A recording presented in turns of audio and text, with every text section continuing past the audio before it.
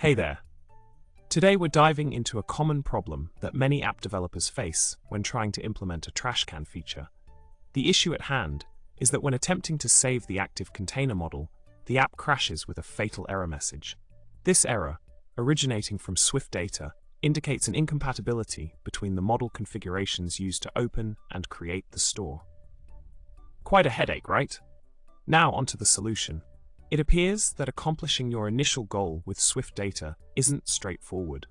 Instead, a workaround involves adding a Boolean flag to your model to differentiate between deleted and active items.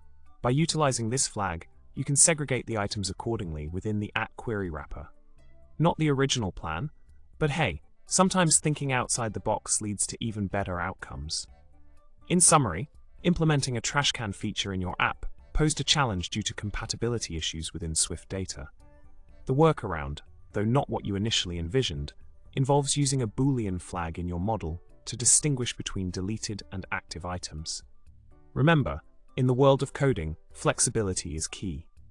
On that note, it's time to wrap up.